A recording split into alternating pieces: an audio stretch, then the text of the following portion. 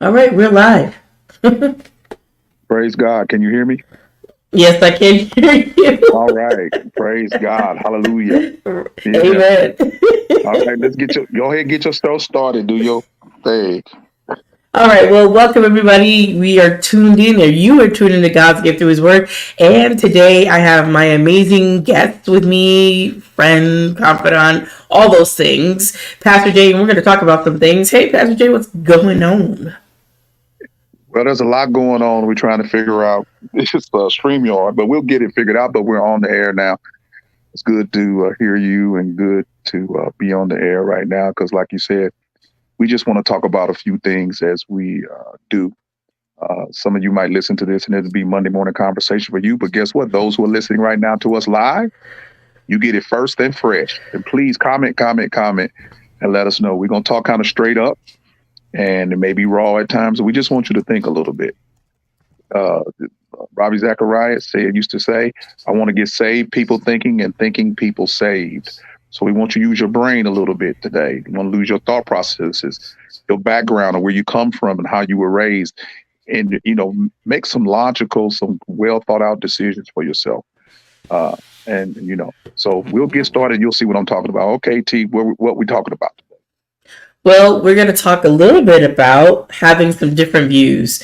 And as you and I have been watching, I don't know, I don't want to call it a circus, but we've been watching the disagreements from people that have good, well working brains. We have Candace Owens and we have Roland Martin, but for some reason, there is this disconnect about having different viewpoints.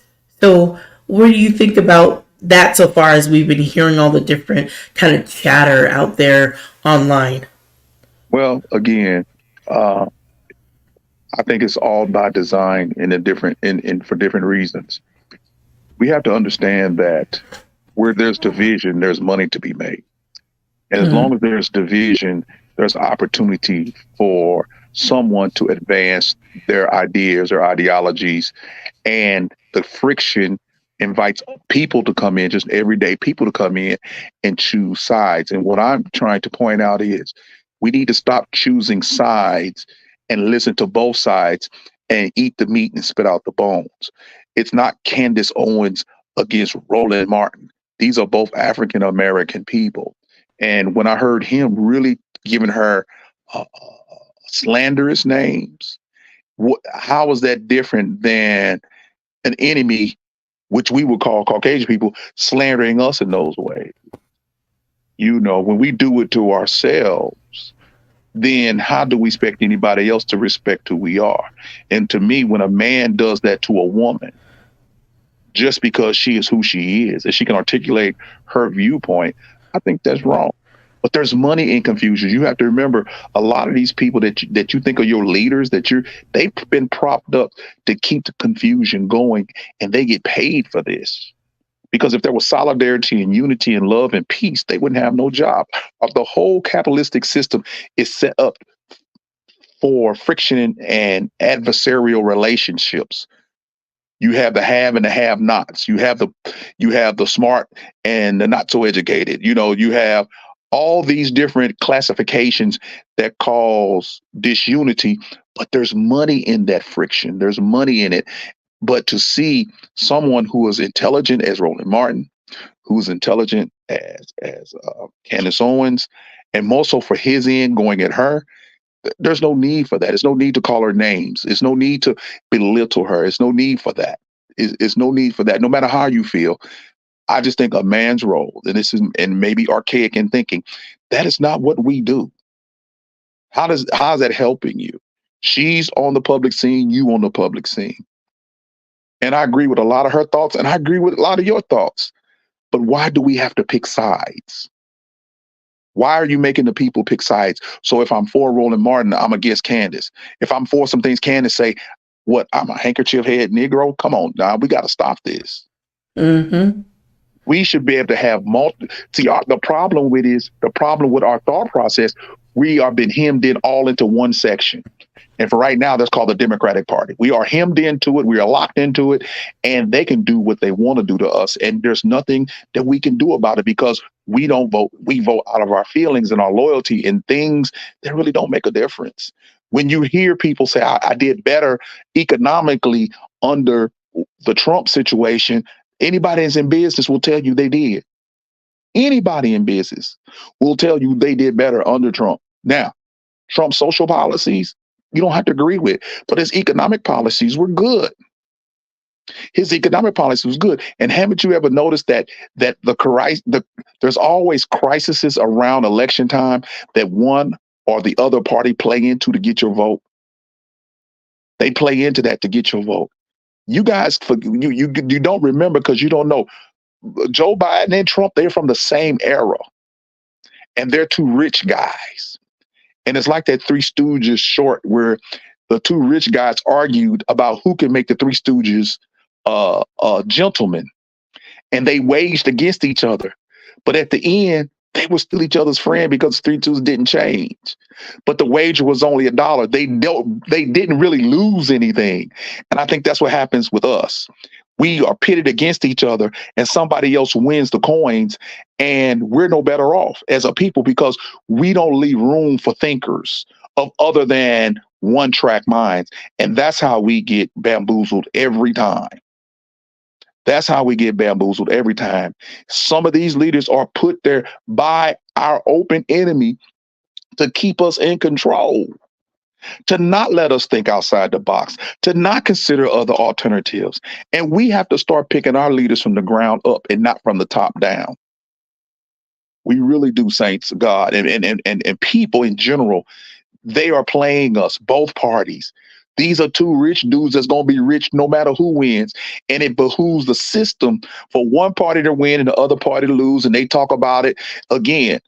Liberal radio talks about it when the conservative gets in office, and then they start making money. And then when the liberal gets in office, now the conservative news stations talk about them, and that helps them too. The friction and division fuels the whole economic system in America.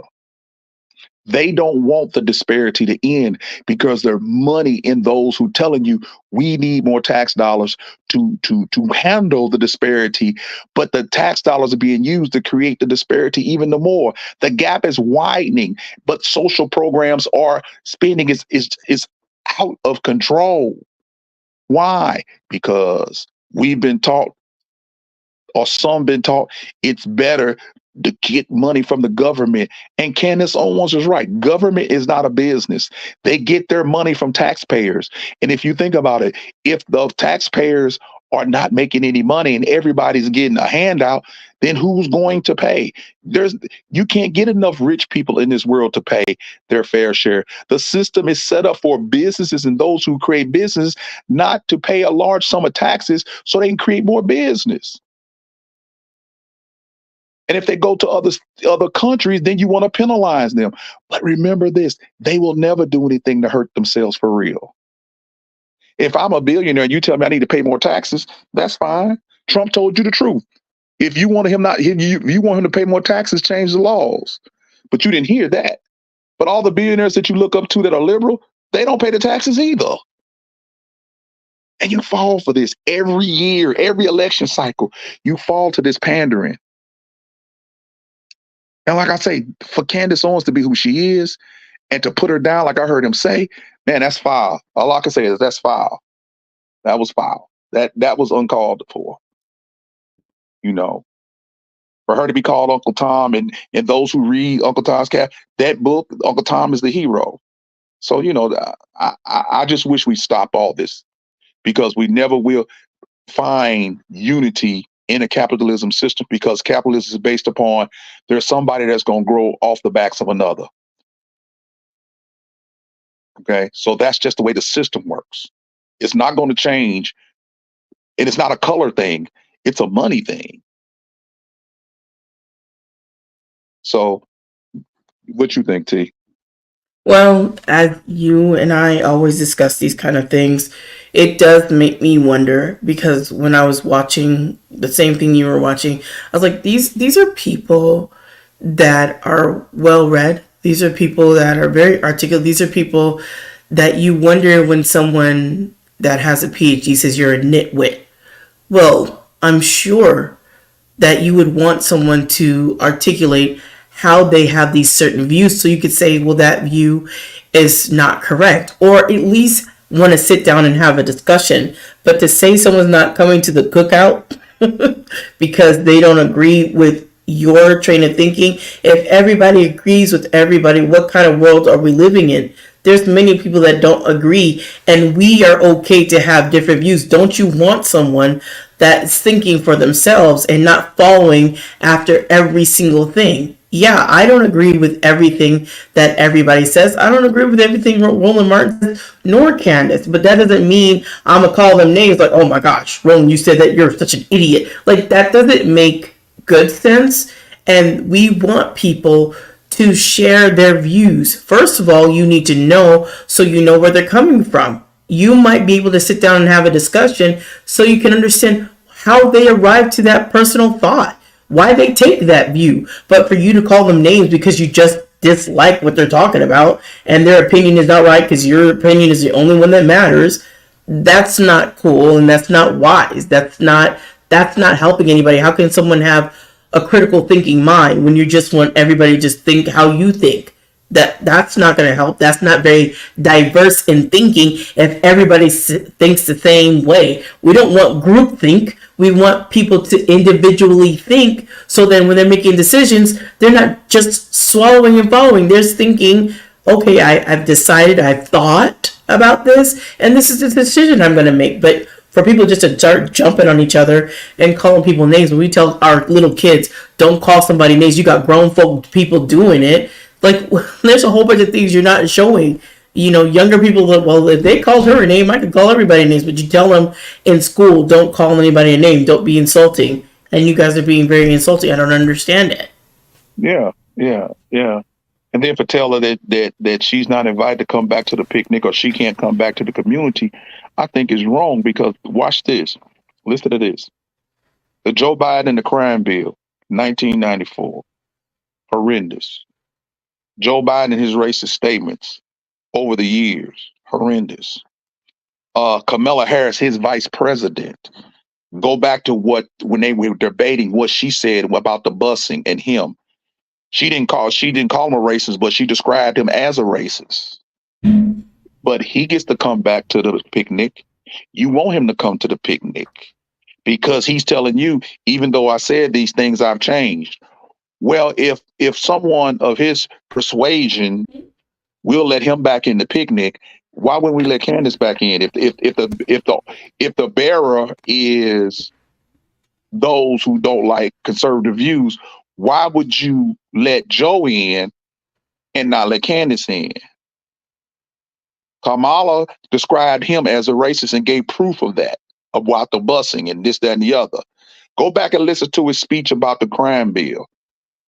He said, I don't care what you do with as far as healthcare, as far as drug addiction programs. I don't care what I want them locked up.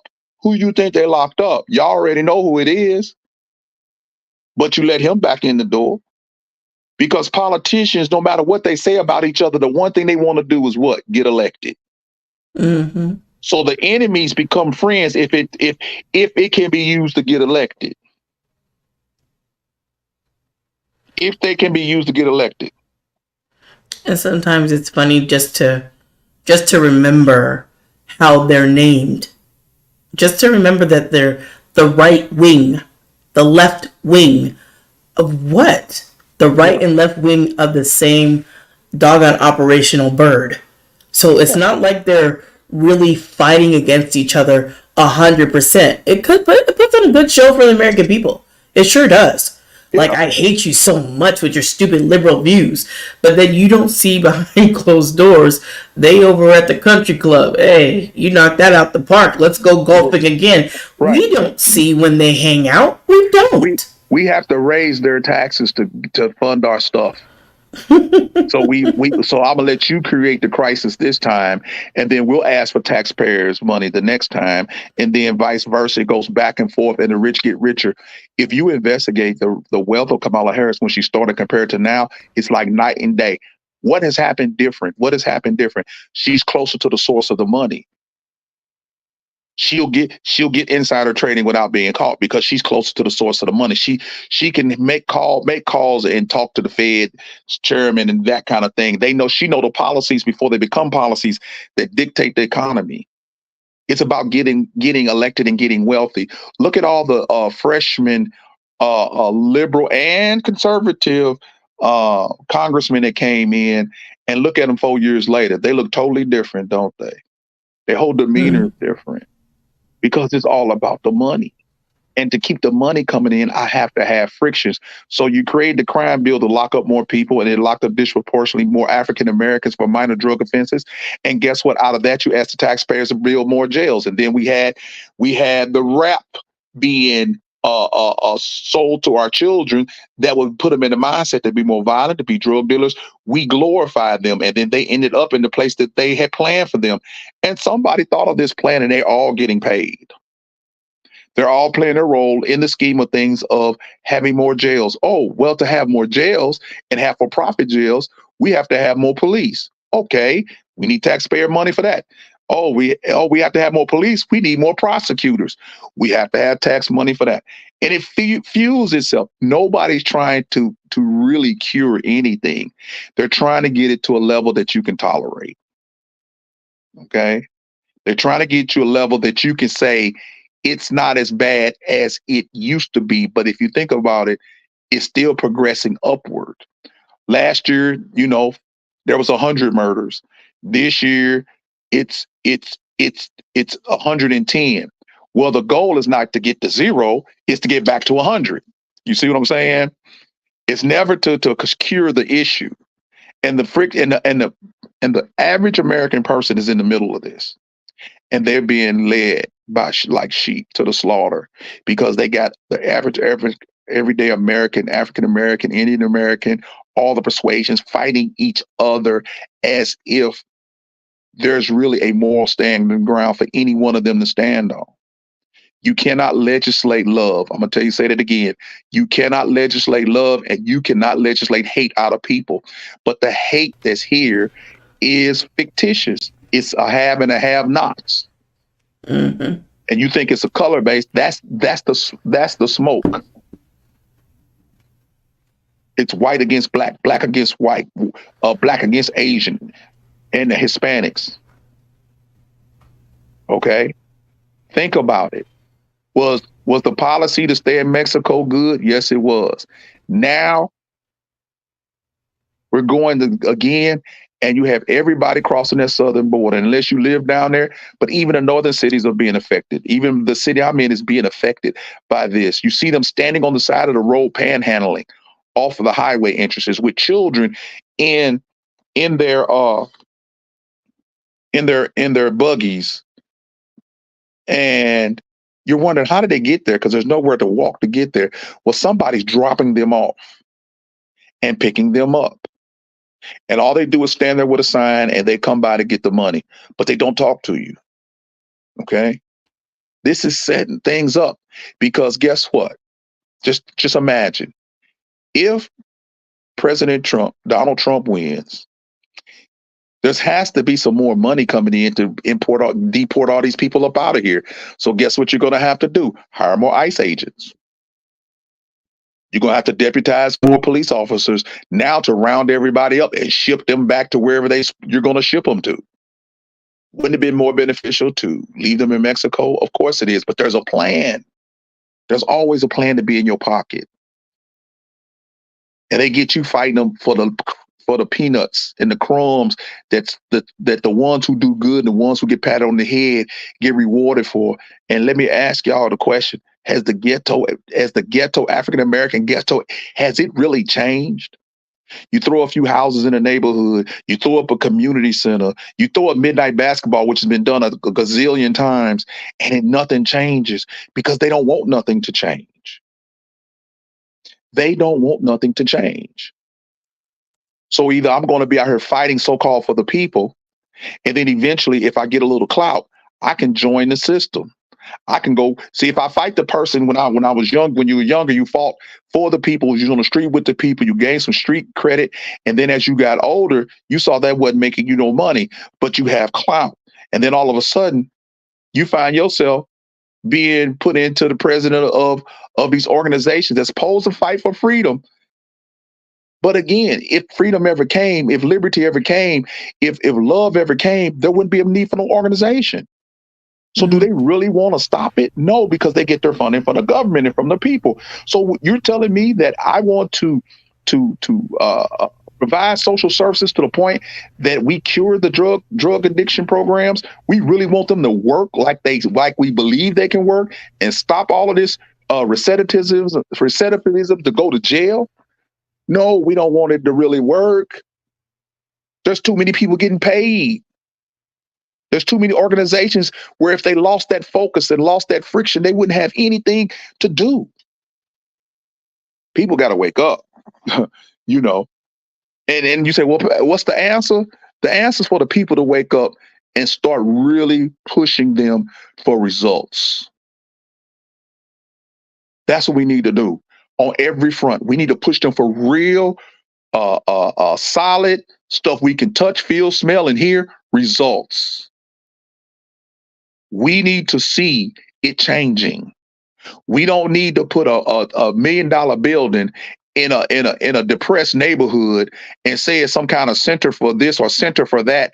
And then 10 years from now, there's weeds growing up in it because the incentive money is ran out to keep it open. And now you got this big building in the middle of the depressed neighborhoods. And it used to be this, and it used to be that, and it used to be this. And now there's nothing there. And anybody living in the urban area or even a suburban area, when you've seen it happen. You've seen the tax money spent on these strip malls and these big, huge malls, and now they don't even last 10 years and they're desolate places. And this was done with your money. The TIF money, bringing in these businesses, and they bring them in for a little while. As soon as the money run out, they leave.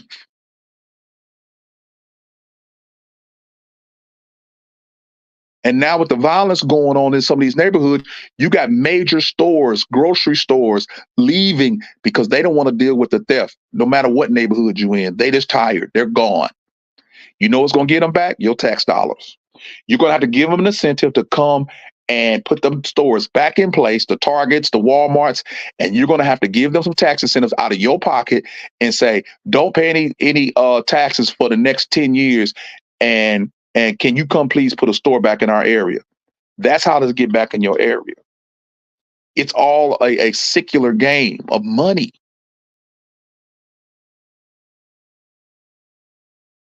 And it's just sad. What you think, T? Yeah, I think sometimes it can get frustrating seeing the same stuff and then not knowing that sometimes there are people of melanin descent don't pay attention to those things and they just go along. Now, I'm not saying that's everyone, but there's certain people that you can say, hey, do you know such and such is bad from this time in Congress? Like, that was so long ago. I don't care about that. Oh, as long as the other person's not there. But you don't even have a reason why. You just Yeah. dislike the person, not based on policy, not based on merit, just cause. Like, well, And what you just that's said, not a good reason. you want to dismiss one person and say it's long ago, but you staying on to what hampers you to say that's the reason why you feel the way you do. And when that long ago too, you see that picking and choosing like that. Like, okay, that was back then. That's what they saying to you.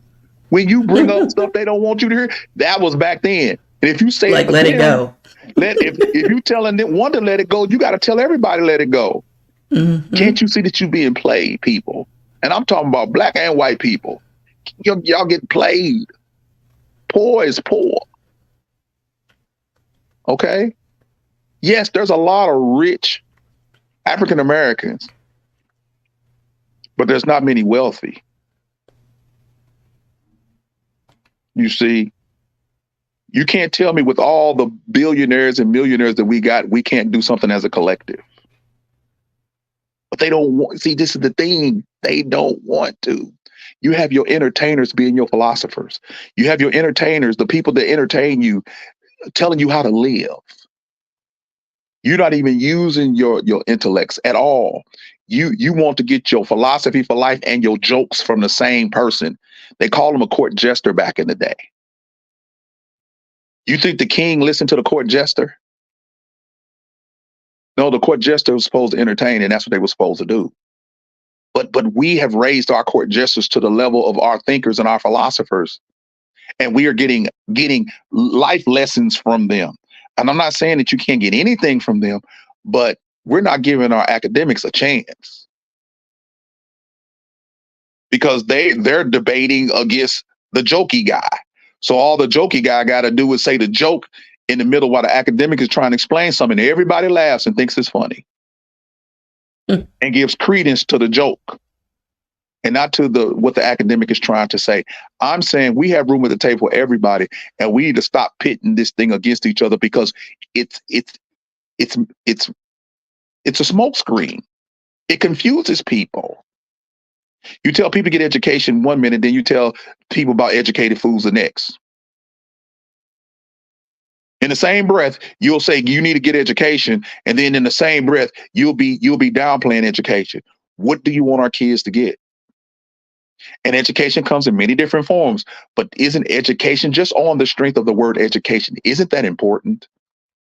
Isn't that essential that we get an education in something? Why do we always have to think about being entertainers? We don't even do athletics like we used to. You don't see many African American boys playing baseball like they used to. It's either football or basketball. You see, we've been pigeonholed. Somebody has told somebody up the chain, if you can get them a check and just get them a check and they feel like they're getting it for free, then they'll vote for you. So let's give single moms a check. Let's pay off everybody's student loan. Let's do all of this stuff, and let's give it to them. But the understanding that money's not free. The taxpayer is going to have to pay for it. And then let me tell you, if you think the rich are going to pay for it, you're more blind than I think. The laws are set up for businesses that never pay as much taxes as on the money they make, because what would be the point of them being in business? So y'all forget that part. Nobody's breaking the laws of the IRS. They're using the laws to their advantage. That's on the books. Some of them stretch them, some of them don't. But trust me, compared to the amount of wealth that they're acquiring right now by keeping everybody at odds, and look at, we're on the verge of all these world wars. There's money in conflict. There's money in crises. Who was that said, don't let a good crisis go something? Who said that? That's out of Barack Obama's cabinet. Remember that? I remember that statement. Yeah. You know, take advantage of a good crisis. Somebody makes money when they go down and walk through Chicago and throw bricks through all the department stores down there. Somebody makes money to board that stuff up. Somebody makes money to install security apparatuses. Somebody makes money when there's a crisis, and it's not the people that will have to suffer the most through the crisis. Because when they remove the grocery store or the Walmart from your area, you suffer. Walmart is not going to suffer. And the only way you're going to get them back is give them free money where they can say, let them tear it up because we don't have to pay no taxes. So if we can get them a new store and let it sit for a little while and kind of guard the stuff and keep it a little low and get that tax incentive to be there, as soon as the tax incentive runs out, we're up. And that's what they do. Mm-hmm. They make the promises to stay, but you don't understand. They make the promises to stay while there's a tax incentive. Why it benefits them. You're just the consumer. And we're so fragmented that calling boycotts of stuff don't even work. We've tried that. It doesn't work like it used to. You know why it worked like we used to? Because we were all part of one neighborhood. We were all had to catch the bus. We all had to have these type of jobs, whereas we made a difference in their bottom line. And yes, we could make a difference in the bottom line, but we got so many that's making what they think is good money. They will never, ever stop serving themselves and look out for the collective. Just think if they really want to get African American participation in the sports and stuff, what if all the African American athletes decided to boycott basketball and football for half the season? Do you think that'd have an impact on their income? Yes, it would. Do you think they would come to the table and really talk about the disparity in our neighborhoods and stuff and want to help? Yes, they would. But they already know we're so fragmented, we're so disenfranchised with each other, and it is almost like we hate each other so much that they know we're not going to come together. They know we're not going to band together. Because if we can pick one or two to come out and pay them to keep a lid on the other ones, we'll do that. So they know, let's find the one that has influence and pay them to keep the lid on everything else. The conflict causes cash. There's no money in unity. There's no money in love. There's no money in figuring out how to solve your problems. Somebody asked a question to me, T, that I thought was very profound. An old man, friend of mine, said back in the day when he was picking cotton back in the day and going through what he had to go through down in the South, he said, we didn't have no therapist. We didn't have no life coach, but we knew how to survive and we knew how to make it. And it's those who had come from that era, when they got a chance to get education, they took full advantage of it.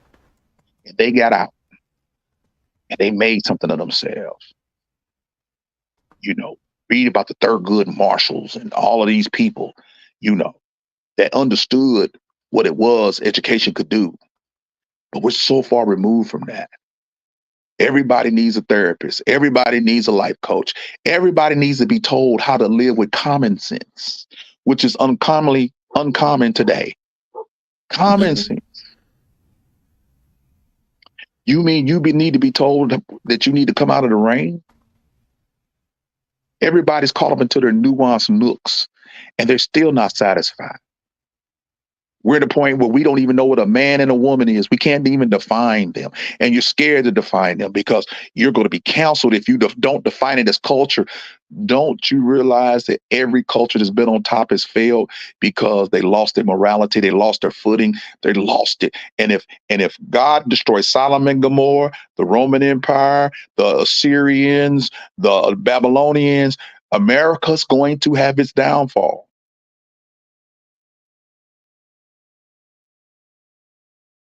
Because we're Sodom and Gomorrah and all the other ones on steroids. Everybody focuses, hey, the Babylonians, all these world powers, study them. They became full of themselves, and America's that way too. The British Empire, the same way. It used to be that if you study history, the sun never set on the Union Jack, meaning that wherever the sun was rising, they had a colony. That little bitty British island had a colony all over the world. And they don't have one now. It's not like that now. They're not on top like they used to be. Right. Why? Because of immorality. Why? Because everybody does what is right in his own eye. Why? Because the goalposts and the standards keep moving from generation to generation.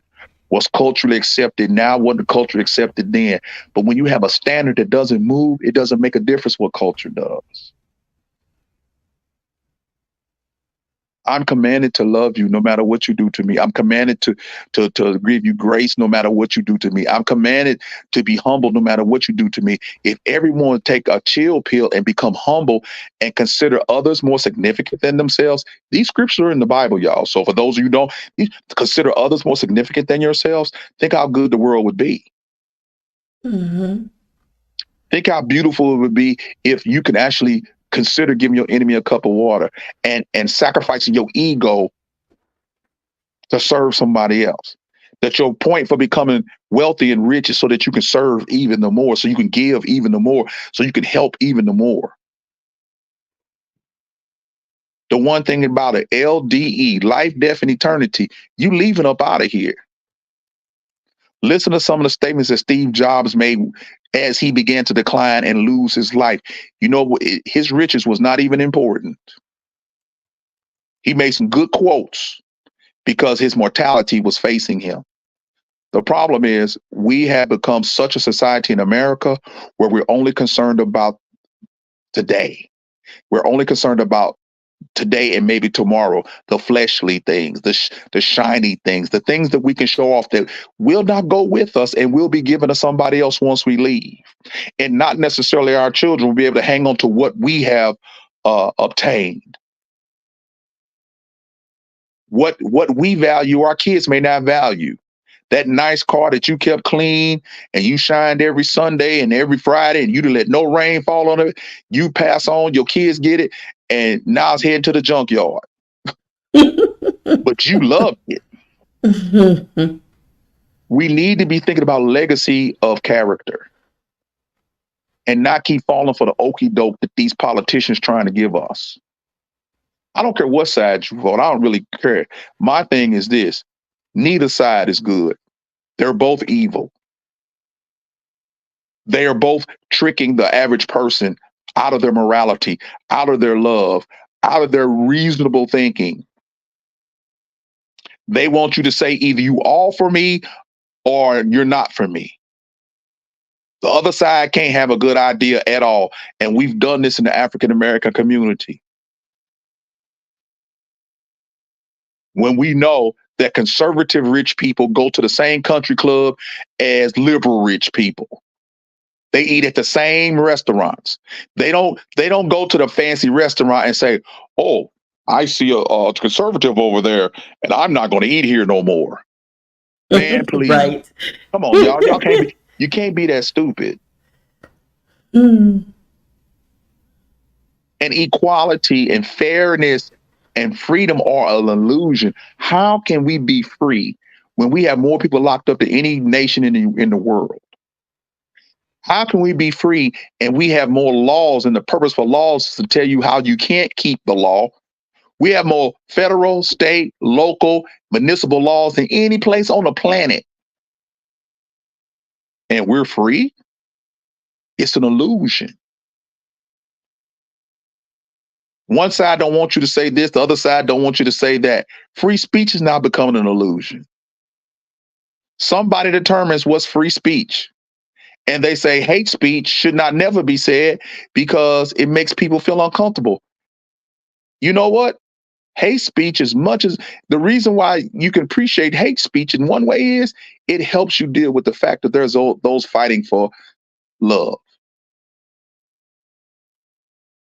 But they'll never stop. They're just gonna go underground. It's not going to stop. Sometimes if you let the person say what they need to say, they'll prove how stupid they are. But when you put a lid on it, they're more focused on the fact you would not let them say what they want to say. They don't even need to say their position anymore. Just the fact that you won't let them talk. And we want to censor our own African American people against each other. Mm. Sad. Yeah, it don't make no sense to me. So when I heard the thing with Candace and Rowan, I was like, you know what? I wish this would stop. I wish this would stop. Like I say, I just didn't like him insulting her like that. Well, I didn't like any of it either because it wasn't just him, right? Right. There were a lot of African American women on there, those that have the higher education, that were doing it. And I was looking like, huh. But I would think that you, of a person of a high caliber standard of education and academia, you wouldn't say that. But to hear out of an older woman's mouth that you're supposed to teach the younger women, she's a nitwit. She's a lightweight. Well, if she doesn't understand something, or maybe she got it wrong in certain areas, isn't that where you would teach and show and say, hey, let my sister know she's wrong on this issue. But instead of doing that and reaching out and extending to talk to or discuss, no, we just go down to the name calling, to the basis that you're a nitwit, you're a whole loser, an idiot. Just why are we even talking about her? Well, because there's something to talk about. And if you disagree with what she's saying, why wouldn't you come to the table and have a discussion instead of calling her names? Why would you do that? That doesn't seem very helpful at all. Now think about this. You're calling her a nitwit. I'm willing to bet you know that somebody else is calling you a nitwit. Right. Do you think you're without being called a nitwit? I can guarantee you there's somebody else that is calling you a nitwit. Okay? When you use those disparaging words like that, those base words like that come out of feelings and not thought processes, somebody else is calling you that. And then what we found out lately is some of these same ones that's calling black, they've been paid off. Again, they're the gatekeepers. Keep the lid on them. Keep them in line. Keep them in line. We'll pay you to keep them in line.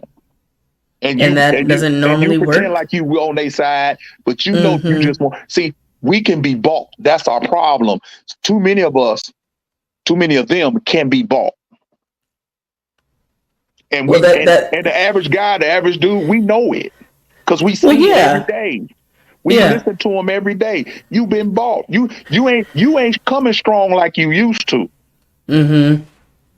Before you became chief executive at the social service thing, you used to come strong for the community. Now you in that slot and you getting a paycheck every month, every week, and you making some decent money. You don't come as strong. You try some reason or other you're not as boisterous as you used to be. You willing to compromise. You wouldn't let them into the picnic. You wouldn't let them come to the family reunion and give their speech to your family. But someone who's part of the family that you disagree with, they can't come. Because the people who paid you off don't want them there. And how many times, Pastor Jay, have we seen that across multiple industries in multiple circles, not just in government and like how we're talking about these things politically. Let me get my word right. We also see it we've seen it in the entertainment where we heard Monique and Steve Harvey talking about it when he said this is about the money game. And she says before the money game was the integrity game. What about that? What about having integrity? I don't care about that. It's about money for me. So you don't have any integrity. When Monique said what she said back when she said it, all these people came against her, and now we hear more blacks and the actresses and actors talking about the disparity in income.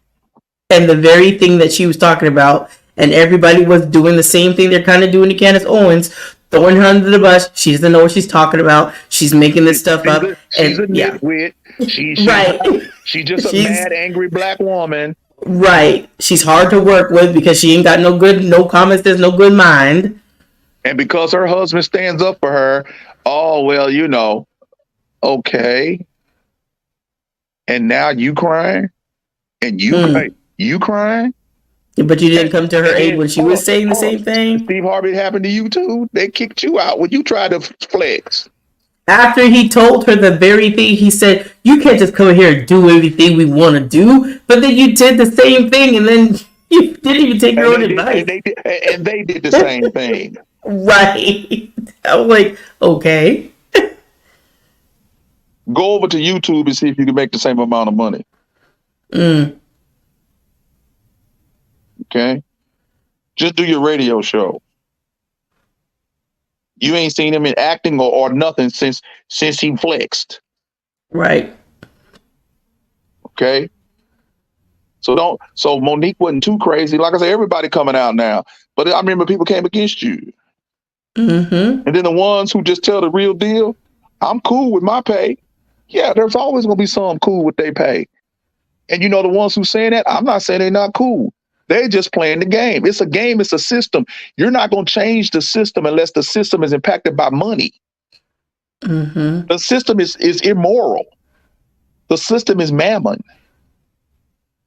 And And you're we not know gonna who runs that change the system. yeah, you're not gonna hurt the system if the system doesn't Mm-hmm. play by the same rules you do.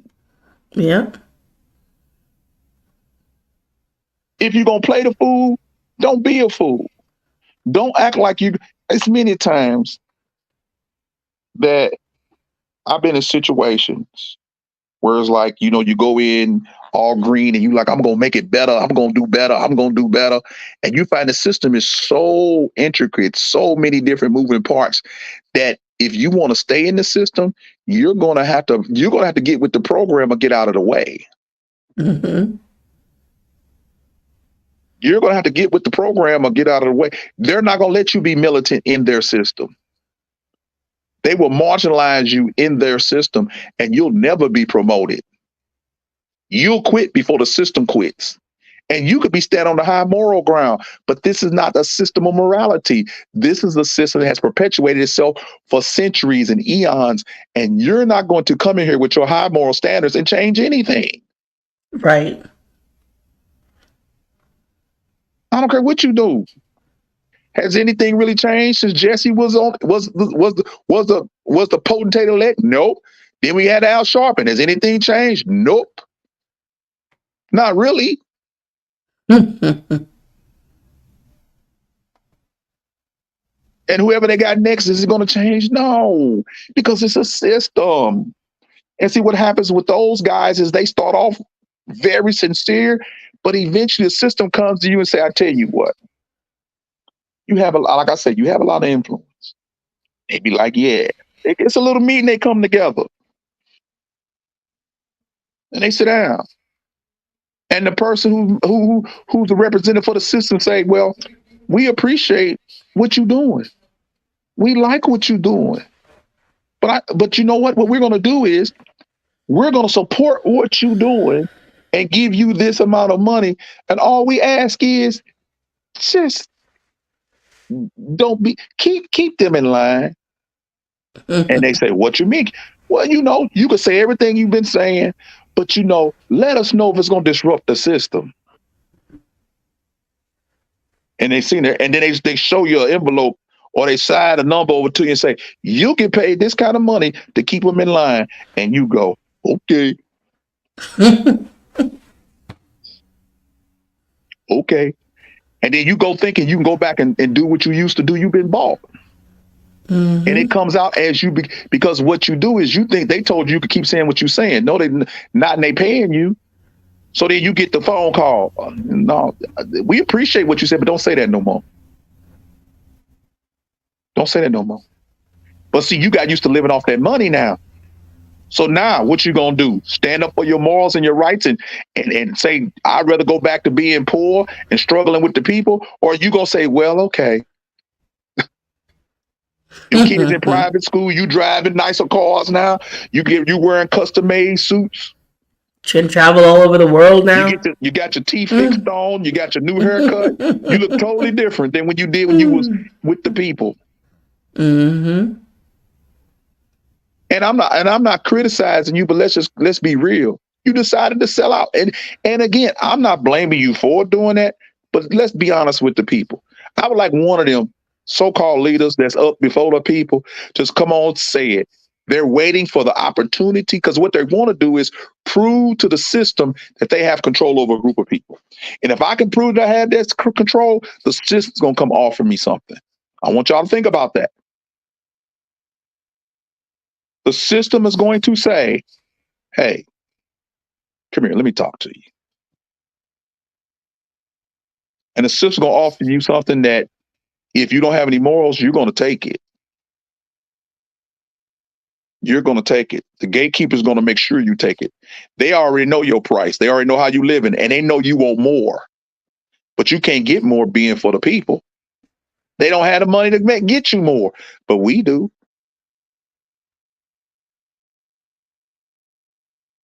Think about it, T. If every African American walked off their job for 24 hours, no matter what position they held, or any race, any cultural, any race, just walked off their job for 24 hours,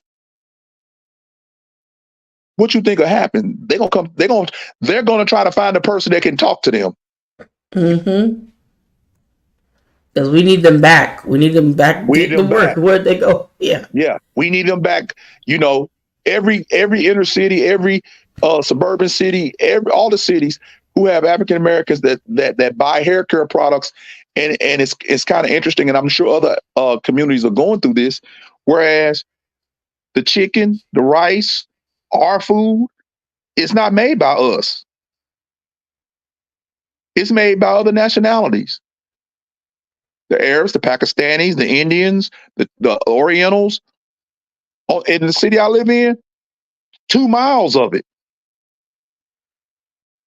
And if you're in St. Louis, you know what I'm talking about. In U City, you started Midland all the way down to 170. 2 miles of majority black neighborhood, but most of the businesses are Oriental. All the hair care places, there's not an African American hair care place. We may have one barbershop and one beauty shop, but the rest of the 6 or 7 shops are all owned by somebody else. Even the ice cream, the Baskin Robbins ice cream is owned by somebody else. And the poor 7-Eleven that we used to have, when it's minority or when it's Oriental owned or Asian owned or Indian owned, it does well. It was turned over to an African American lady. It's closed in 6 months. Mm. It's a kind of joke running that they cook fried chicken better than we do. Now that's when you know you've been appropriated. When the number one fried chicken is the chop suey place, you know, that's when you know. That's when you know. But again, that friction is always there. Yeah. And it doesn't. Yeah, go ahead. Go ahead, Pastor Jay. Go ahead. I said it doesn't help anyone.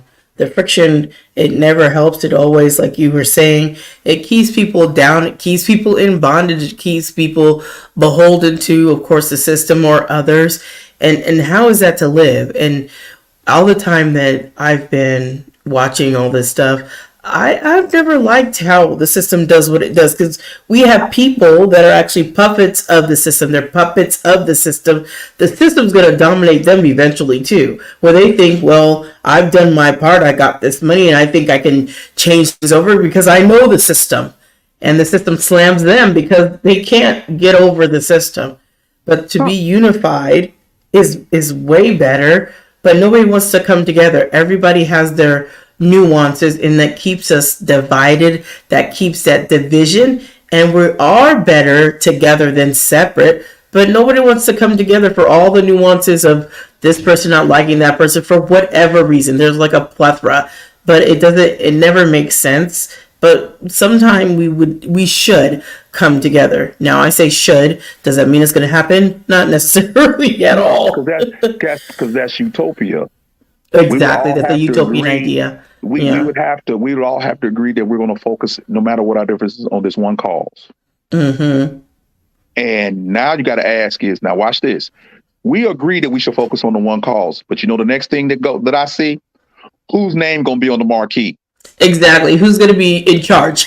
Who's going to be in charge? See, they know us. They do. What church is going to be on the marquee? How many members you got? It's kind of funny when we do stuff with our church, Walking True Christian Fellowship Church.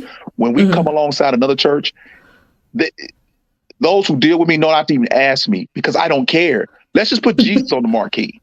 Exactly. The one we all supposed to be serving. Let's just put him on the marquee. But no, that's not good enough. We want our church. Okay, go ahead. If that See, makes for you me, feel it's about the better. ministry. It ain't about the marquee. Right, exactly. You know, it ain't about whose name up in lights. It's that we Mm-hmm. all come together for the common cause. But see, they know that even in the religious realm, that thing of systematic division is there Mm-hmm. because egos are in place and hierarchies in place, and you need to know Bishop so and so from across town, and they put on their pants one leg at a time, just like you do. Yep. It's even within our churches, and I think it's so interesting to look at that because not only do we have all different types of denominations for whatever reason they exist, but even within those specific denominations, there's a certain, like you said, there's a certain level of hierarchy, and you have to respect that system of the way things are done. Yeah, and if you don't respect the way they are done, then God's mad at you Mm-hmm. and He's gonna punish you. Right, and now We're you're not, under a and I don't even want curse. to go down that road. I don't even want to deal with that today. But yeah, people are in bondage. They're hold on. They're in bondage to the secular system and the culture. They're bondage in church. So where's the freedom gonna ever come? Exactly. When is the freedom gonna ever Exactly. come? When you Yeah. be able to see it and break away from it and say, I'm not participating in it as Yeah. little Where's as the possible. liberty? Yeah. I'm in this world and I'm not of this world. And Mm-hmm. you're gonna have to live a life, but you're gonna have to walk away from some things because it goes against your moral character. Now, I'm not Mm-hmm. telling you to let your family starve for no moral character. That's dumb. That don't make no good See, that's sense what I'm now. saying. Come Like I said, on. we take things to the extreme. We don't know how to It's true. talk. Yeah. We don't know how to talk in the middle of common sense. Yeah. You know, it's like if somebody don't agree with us, we're gonna gaslight them with an extreme thing out of their mouth. Mm-hmm. Okay, we're going to say the extreme thing. We're going to justify our anger by saying, "Well, you mean this?" I didn't remember this conversation. I didn't say that. Yes, I remember the Okay, we're not going to go there. I didn't say that. You mean I'm going to not be able to? I didn't say nothing about that. You asked me, and I told you why. And because why didn't fit within your framework, you got to run to something I ain't even talking about. conversation. See, and I can understand me, right? I'll just put me. I don't know about anybody else, but there's a level of a little bit of emotion that doesn't need to be in a conversation. That's just matter of fact. This Especially is when what you it ask the is. question. Yeah, If exactly. you ask the question, the person gives an honest answer, not you and your feelings. Right. That's That what they're doesn't need to counting be on. there. They're And counting on you always being emotionally tied to answers. in your feelings all the time. And if you're always in your feelings, you're going to always be divided from the next person because the next person doesn't feel like you feel. But if we all start thinking a little bit, we can deal with some facts. And even if we disagree, it's not to the point where we call each other names. Right, because it's not necessary. It's It's not not. necessary. You know Right. what? The law of non-contradiction says on a subject matter, we both can't be right if we're oppositely opposed. But we can't do one could be wrong, one could be right, or we both can be wrong. And see, that's the part that people, if you're a thinking person, you know the law of non-contradiction, you will understand. Maybe you and I have a point of view about a certain subject, and guess what? We could both be wrong. Mm-hmm. A third person come in and give us enlightenment, but we don't leave no room for that because we're in our emotions. We are in our emotions. We don't leave any room for that kind of dialogue because we're in our emotions. People wake up, brothers and sisters wake up. Why is the number one sector for African Americans in YouTube is the beef sector, BEEF sector. You actually spend most of your time on YouTube and on Facebook looking at people argue about nonsensical stuff.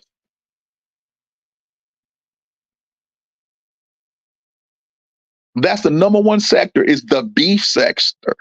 Not positivity, not education, not chemistry. You know, the Chinese say, we love y'all to have TikTok because y'all do foolish stuff all day. But TikTok in the country that it comes from, we don't let our children watch it like that.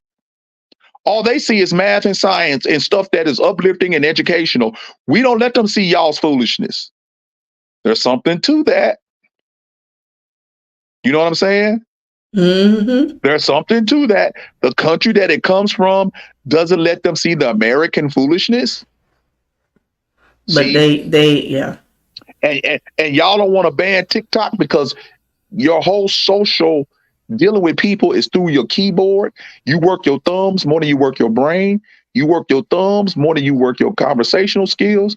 People are losing the ability to have a conversation with each other and reason with each other. Everybody's arguing with each other Mm-hmm. because everybody's in their feelings and everybody thinks they're right because they feel that way. Let me tell you something, come a little closer. Just because you feel that way don't mean it's right. And you don't need my validation at all because I sure don't need yours. Be who you are and validate yourself. Quit looking for validation outside of yourself. Because guess what? There's always going to be somebody who thinks that think you're crap, no matter how good you are. And you can't let those people who think you crap and then that you think you're not worthy to rule your life. You know, it's sad to see friction. Teenagers committing suicide because they're getting online, and these online bullies and gangsters are getting into their head with all this craziness and putting them down. And next thing you know, a mother or father has to walk into a room with a child who's hanging because of online communications with somebody they don't even know. So now we got to create a thing for that. Yeah. You know what I'm saying? Everything is create something that costs the American taxpayers some more money. Do they really want the suicide rate to go down so we can get rid of all these gurus and life coaches, psychiatrists that you're paying for? Of course they don't. They want you to be as manic, depressed, and as schizophrenic as you can possibly be. They're not trying to set you free. They want you to come back every week, think about it, and rehash what's disturbing you when you was 12 every week. And you pay to tell that story every week. And then they ask you how your week going. And then how somehow or another, if you say something went bad in your week, then they relate it way back to what you first came in and said. You're looping it every week and you don't even know it. And they're skillful at doing it. Mm-hmm. They're skillful at you're never being free. But and I think you talked about that too. And I had one of those sessions today that was trying to take it back. And I said, no, all that stuff, I don't want to continue to go through that. I'm so glad I'm going to be done with it. But all these things that are supposed to help you and they continue to push the old narrative that you're trying to get over it, and they're trying to steadily keep bringing it up so that you have to go through the same emotional turmoil as when you were first in that incident. It drudges up all of that. Then that person has these nightmares or the anxiety or the depression. Why? Because you're having to rehash the very incident or the very situation that you're trying to get over. But if they keep having you do it, you're not going to get over it because that same emotional hurt, pain, whatever that was that you went through, they're bringing back up. So of course you're not You're not going to get over it because you're not closing that wound. You're not getting time to heal from that thing because you keep opening it up. And it's just festering over and over again. You keep opening it up. It's kind of gross. Just let it heal so you can naturally, emotionally get rid of it. It's not going to always go all the way away. But if you just let it go and heal from it properly, then you won't have to rehash it and you won't even have to deal with it like that and allow someone to keep really emotionally messing with you with it. Right. And what if it drives you into, what about this? Letting the things that negative that happen to your life drive you to run you towards the positive. You have to remember everything is stimulus. It's equal, good or bad. That's what you decision. That's your choice. You have your choice to decide whether this thing happened to me is going to be a thing that propels me or hold me back. That's your choice. And what I see from our ancestors, what they use the negative to propel them forward into the positive. Yes, the negative is still there. I remember when my grandmother was a domestic. Okay, so that story, that movie, my grandmother was that. But guess what she wanted? My mother told me she used to have to wash sheets and stuff, and that's when you had to hang them outside, and the wind blow them down. You had to start all over again. Or if a storm come, you got to start all over again. And my mother say in the summertime she would go help her mom do that. And what my mom swore is she was gonna get an education so she wouldn't have to do that and she could help her mom. Guess what my mom did? Take that negative experience and handled her business. Mm-hmm. See, that's the power that you have. You can take that thing that was horrible in your life, and let's say you had a horrible father or a horrible mother.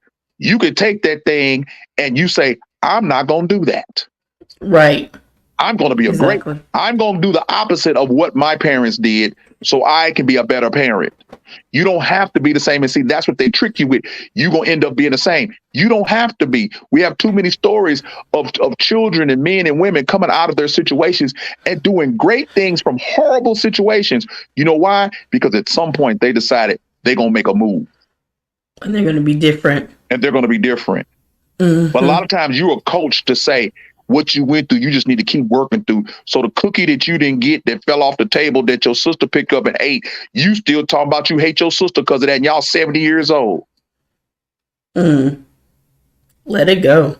I know some people that's carrying stuff that they can't even remember why.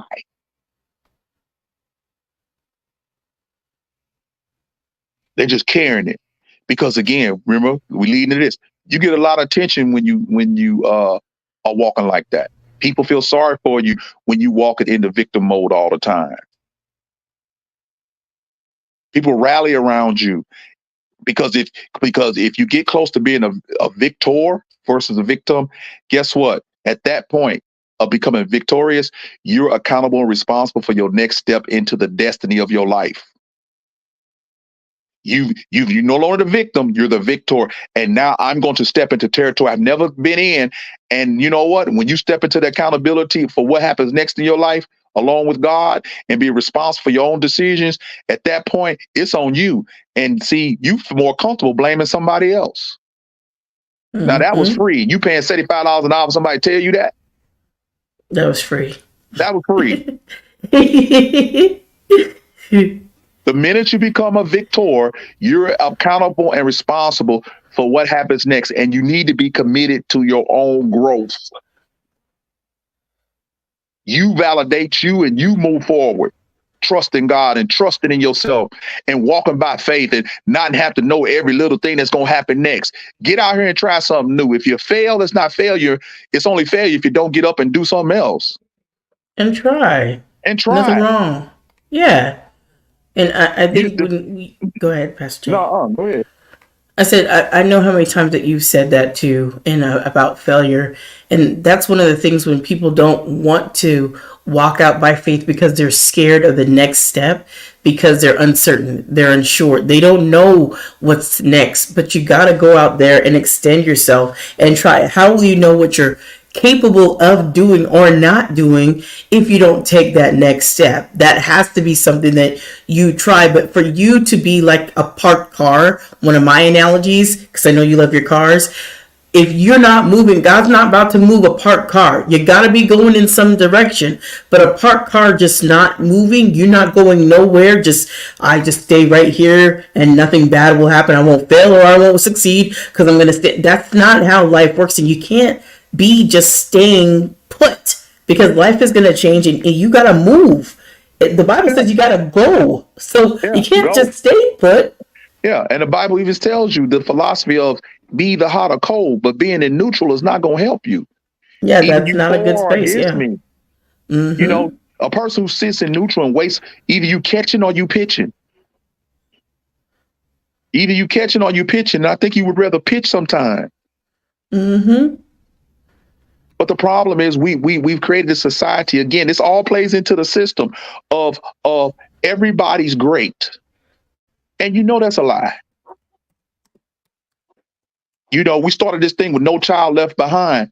But the problem is that the children that are really gifted in whatever they are, they're not being pushed. They're being told, tamp down your greatness and be mediocre because we don't want to upset the ones who not trying. So what happens is you've been told these children that they great, they awesome, they can be anything they want to be. I've had some of the most ridiculous conversations with some 20 and 30-year-olds. I had a guy tell me one time that he wanted to play football professionally. And I looked at him and when he was in his teens, and I said, but you don't even play football on the street. But I want to play football so I can make some money. Excuse me? You're not even going to school to get a scholarship to what? How's that working? How's that going to work? Just complete disconnected. But the society tells them they can be anything they You can want to be be. anything they want to be, right? You can be anything you train yourself to be. Prepare Anything you for. sacrifice for on the front end to receive the rewards on the back end, back to seeds, weeds, and flowers. You got to plant the seed, to cultivate the seed, to grow the seed into the plant that it's supposed to be. And depend on how you cultivate it when it's in the ground, when it's being raked on and rained on and sun on, will determine how much fruit it has. But when you just say, I'm just going to be what I'm going to be just because I'm here and I'm owed everything because I'm breathing, that's why you have these kids when they become in their 20s and their 30s. They go to jobs and they've been told they're great. Their parents have told them they're great and they ain't as great as they think they are. And they get in the competitive world where they got to compete. There is no more welfare. There is no more handouts. There is nobody telling them great. But that's what they've been told. You put them in a situation where they get rejected, and them the ones that go out and get their gun out the car, and kill everybody in the place because somebody told them no. And they fell apart. Now, what does that fuel? The gun system, the gun laws, the jails, the social service system. You see, it started all back when you said everybody's told that they're great, no matter if they're not great. See, it starts back and the system perpetuates itself. The system perpetuates itself. It's like, I'm just hoping people see this. I'm just hoping people see this. Because again, I deal with young men and women, and Lord knows they're bright in some ways, but man, common sense. They want a job that's fun. I hear this word fun a lot. Where'd they get that from? Fun. I want a job that's fun. Okay. Well, then you need to really educate yourself to have a career that's fun. And they won't work unless it's fun. Unless it's amusement park to them, they don't want to do it. But they want to drive a Bentley. The disconnect between the reality and that's real and the fantasy that's in their mind. They're teaching our kids don't even write anymore. You better teach your children how to write, because guess what? It's going to come back. And the kids that don't know how to write going to be at a disadvantage. You got children who's 25, 30 years old, don't even know how to fill out a check.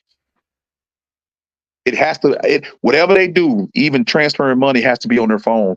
If it's not on their phone, they don't know what to do. They don't know how to do it. They don't know how to make change. You see how the system perpetuates dummies?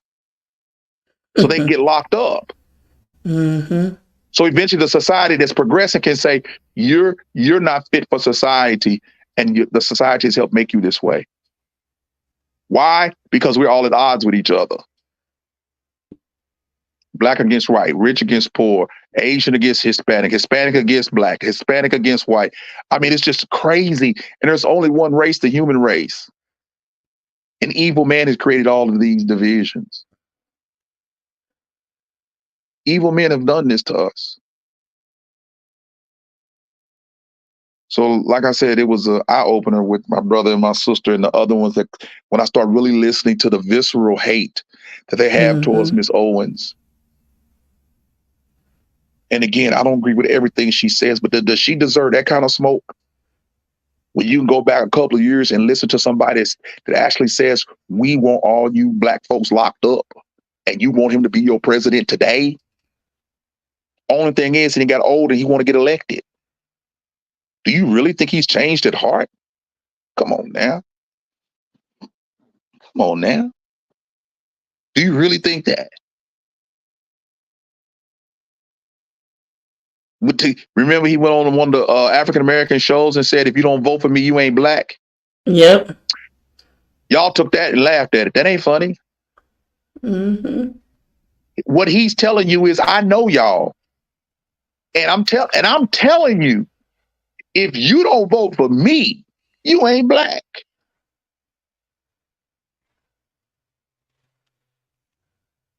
And y'all giggled that away. And the fact that you giggled it away, he didn't have to deal with that. Yeah, there was a few little rumblings of outrage, but it didn't stop you because you did vote for him. And because you vote for him, guess what? You're black. Mm-mm. Your blackness has Mm-mm. been defined by voting for Joe Biden. And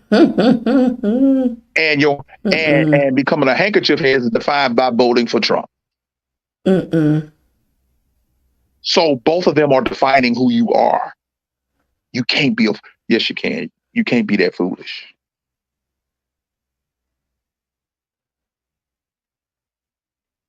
You give one a pass and let the other one go because you believe the one that you give the pass to is serving your interest. See, you playing into the system. The system got you. President Trump said something crazy, talking about he can do what he want to do and stand in the middle of Pennsylvania Avenue and kill somebody. To me, that's just as crazy as saying if you ain't black, if you don't vote for me, you ain't black. Both of them tried you. And both those statements were totally, utterly ridiculous, and neither one of them clowns deserve our vote. But that's what we stuck with.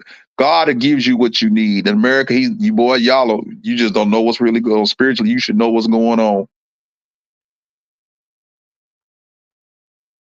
Revival, man. This is the great falling away. What are you talking about?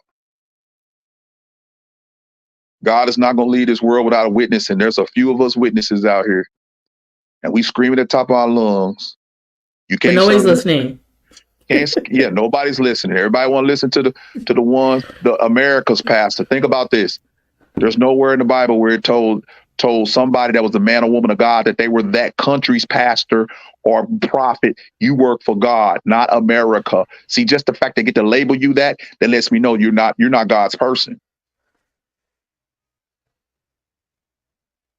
You are the culture's pastor. You are the culture's clergy. You are the culture. Jesus was as anti-culture as anything. He set the culture on fire.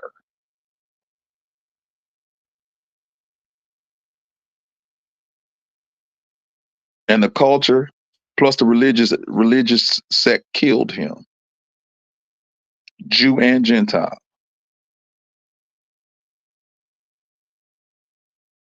So then what they did was form a whole religion based on culture, Roman Catholic. Now think about this. And it was based upon Peter. I asked somebody this question. If Peter was the first pope, the last time I checked, Peter was a fisherman, right? Mm-hmm. And he was a fisherman from Galilee, right? Mm-hmm. And when did Peter get accepted as a Roman? Peter did not have Roman citizenship. Just think about that. Peter did not have Roman citizenship.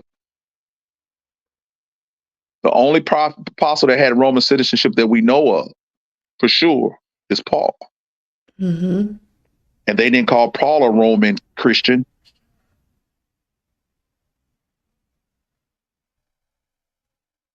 See, I wish my people would wake up and read their book. Because we've been put in a system that's taking advantage of us all the way around. Healthcare system, financial system, all of this. And as long as you think you can legislate people into liking and loving each other, that's not going to happen. You can't legislate the hate out of them, and you can't legislate to love them. It has to be an inside-out change. You can't have external laws that prick the conscience. All the external laws that we have prove that we don't have the ability to govern ourselves accordingly. Why do you need a stop sign at a four-way stop when you know cars are coming from all directions? Because guess what? No one wants to stop because where they're going is important. Why do you need don't walk on my grass sign? And I did experiment one time. I put a no walking on my grass sign out there, and guess what? They start walking on the grass. I removed the sign, they stopped. Even the dogs pooped more when I had the sign. It's like, man, can dogs read the sign?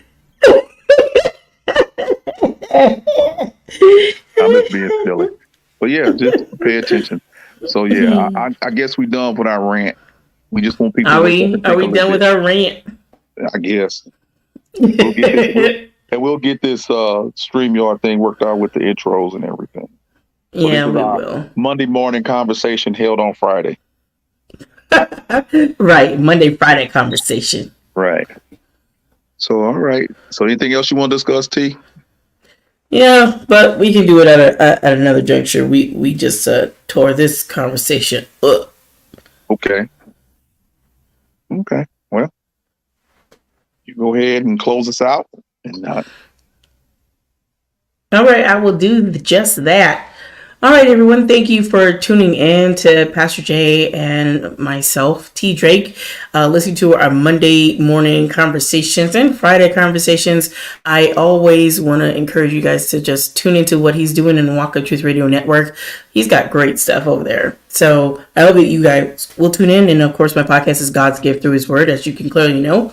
And I want you to remember to be blessed, motivated, and always inspired to do what the Lord lays on your heart. And Pastor Jay says, and take it away. I always want you to be encouraged, blessed, and at peace. And always remember to walk in truth. And please go over and check out the Walk in Truth Radio Network YouTube page. And check out our shorts and our Bible studies and everything that we do over there. And again, we just appreciate you coming and listening to us. I'm sorry, we're not going to have no beef. We're not going to do it. I ain't going to be talking. We're going to be talking about our stuff. We're going to talk about things that we believe is important for everybody.